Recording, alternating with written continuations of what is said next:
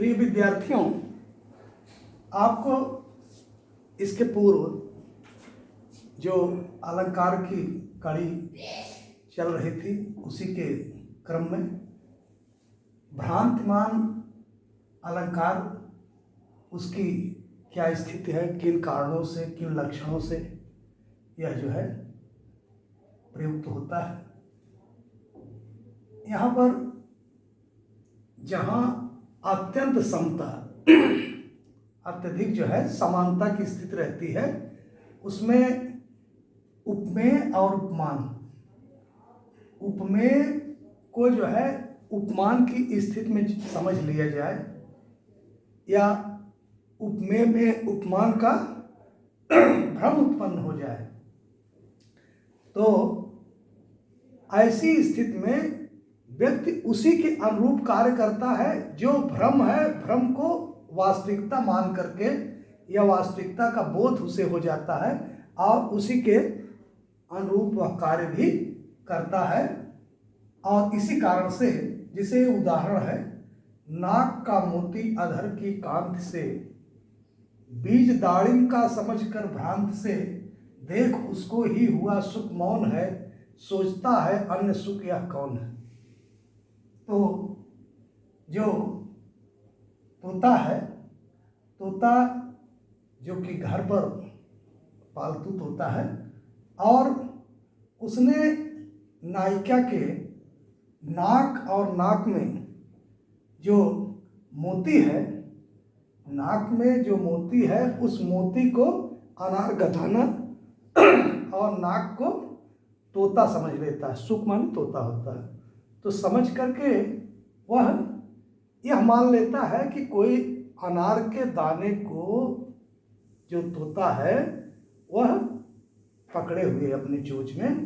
तो इस तरह का उसे भ्रम हो जाता है और वह जो तोता है उस भ्रम में समझता है कि यह दूसरा तोता कहाँ से आ गया, यह कौन है।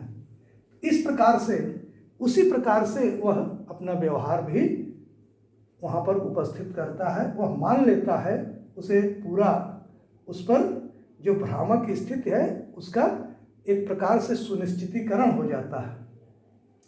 तो ऐसी स्थिति में यहाँ पर भ्रांतिमान अलंकार दिखाई दे रहा है। उसके उपरांत अब संदेह अलंकार में हम देखते हैं।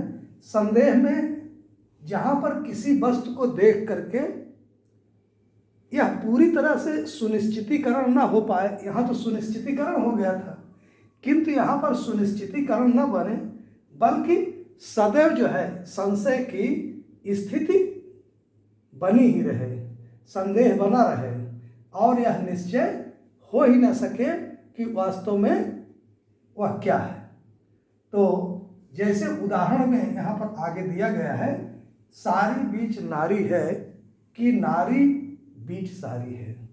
यहाँ पर उस तरह का चित्रण है जहाँ पर द्रौपदी और दुशासन के मध्य जो चीर हरण का प्रकरण है उसके संदर्भित भाव से, कि जो द्रौपदी की चीर है, जो उनकी नारी अर्थात द्रौपदी, तो जो उनकी वस्त्र की स्थिति है, जो साड़ी की स्थिति है, वह ऐसी लगती है कि साड़ी के बीच में द्रौपदी है या फिर जो है नारी के बीच में साड़ी है।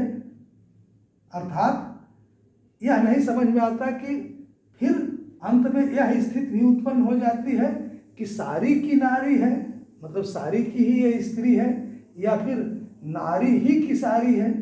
तो कहने का अभिप्राय है कि दोनों में ऐसा जो संदेहास्पद भाव है वह व्यक्ति का सुनिश्चितीकरण नहीं कर पाता है। यहाँ पर साड़ी और स्त्री दोनों का निश्चयन संभव नहीं हो पा रहा है और ऐसी स्थिति में यहाँ पर संदेह अलंकार दिखाई देता है।